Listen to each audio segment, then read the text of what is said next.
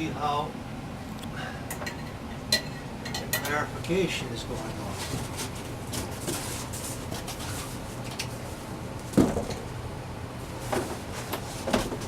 It should be going quite well.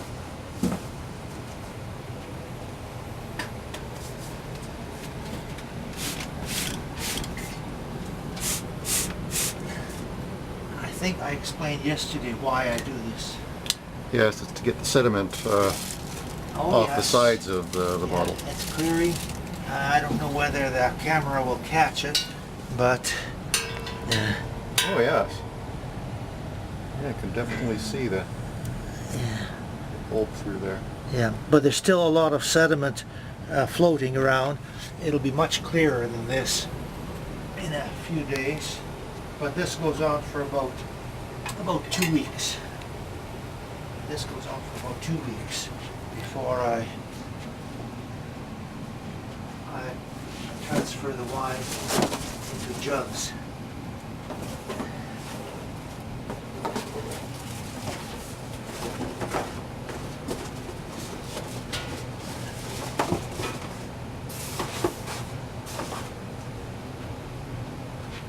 And this will keep the wine in the dark.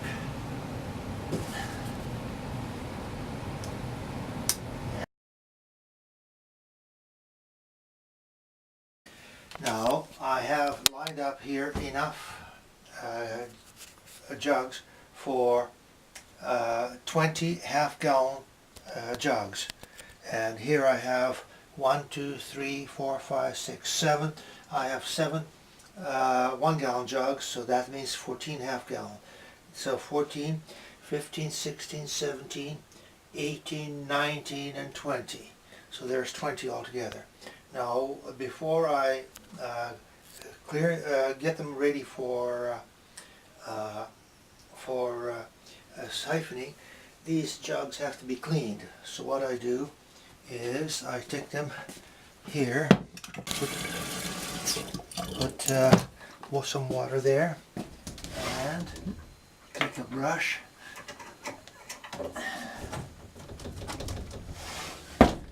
and I clean them like this. After they're cleaned, as I said, I have already cleaned this, but just as a demonstration of how I do it, and I pour it out, and I put more clean water there, hot water, to make sure it is clean. Then I wipe the outside and pour out any little bit that's left there. And now these are ready for sterilizing. And for sterilizing, I make a solution of metabisulfite. Here I have a solution of metabisulfite, a strong solution, and I go ahead and pour quite a bit into a gallon jug, or well, the jug that I'm going to put the wine after, and I put a lot of it. Okay. Then what I do is go to the next jug and swish it well.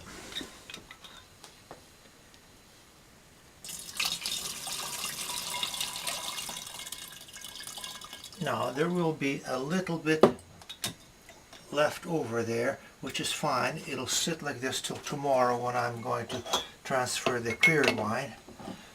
And I'm just going to empty it completely of the stir. A little bit does not really harm, because metabisulfite loses its potency in a matter of weeks. But even then, I pour out as much as I can. And I do this with all the jugs until I get to the end. So when they are clean, I'll just leave them there till tomorrow. And tomorrow I shall tip each one, and there's a little bit left over in the bottom, and I'll get the rest of it out.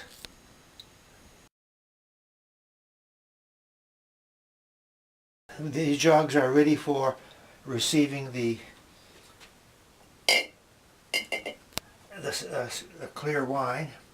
So what I have to do is get the siphon ready, and as you can see, there is sediment in the bottom there, and I don't want to disturb it. And when you put a siphon in there, the problem arises is when the siphon moves, it agitates the sediment, and we don't want to do. So what I did is I invented a method of doing it, and the whole idea is I'm going to see whether this goes too far. Yeah, got to raise this a bit, and I don't want it to go too far. Now I'll just sink this in, and oh, I see, I have this the wrong way. Got to turn it. Okay. Now I wonder if I can see the I gotta get a light on. Okay, take a look at it again. See, needed the better light. There it is. See, it is right here. So, and I can see the sediment hasn't been disturbed. And now I am ready to siphon. But before I do that, I've got to put a stopcock on so that I can control the wine going down. Okay, there it is. Okay.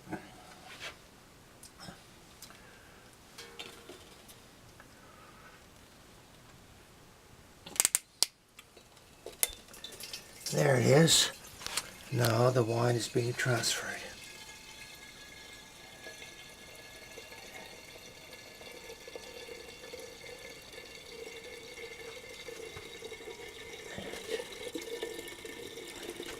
I've got to put this a little higher. Oops. There. So it runs on the side and doesn't foam.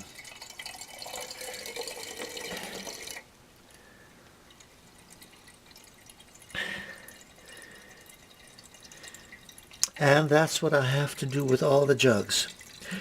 I'm filling the 1 gallon jugs first, and then whatever is left I'll put into the half gallon.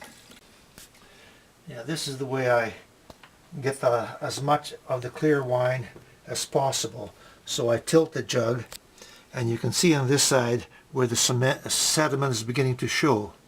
Now what I'm going to do is I'm going to let the wine flow, and slowly there will be less and less of this clear wine, and it'll come to a point whereby I get all of it. Not all of it, but I'll get some left over, but I can always recover that. Now what I have to do is go here to the top and watch carefully what's happening there, so that I don't get any of the sediment. So I can see the sediment moving down from one end to the other, and eventually the sediment will get so close that I will just stop the flow.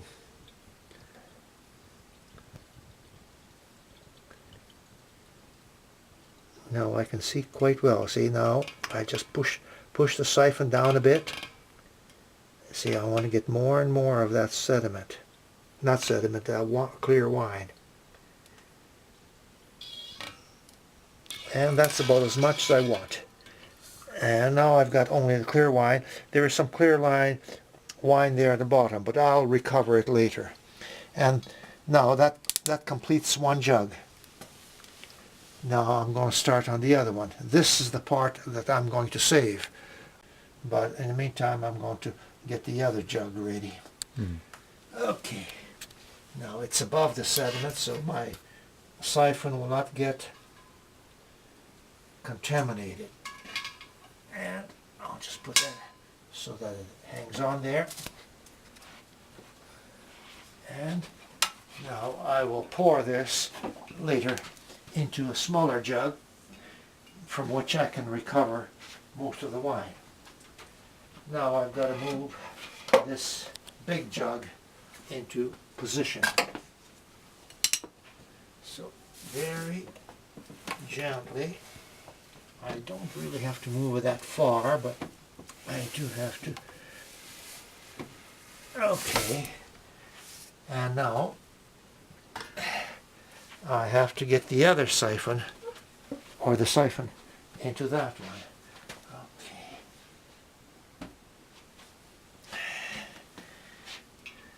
Now this jug is quite a bit taller, so the siphon will go quite a bit farther in. Okay. Now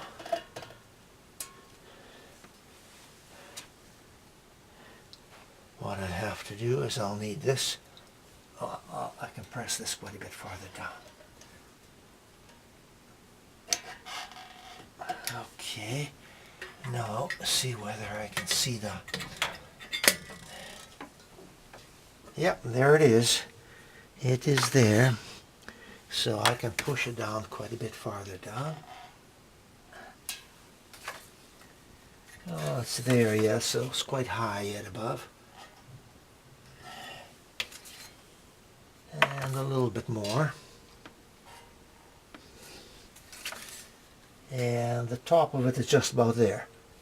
And that's just fine. It will not interfere with the sediment. And now I can just start it, and now that siphon will be, it's locked there, see? It's locked there. So I'll just push it a little farther down so that it's locked and it won't move until I finish the siphoning.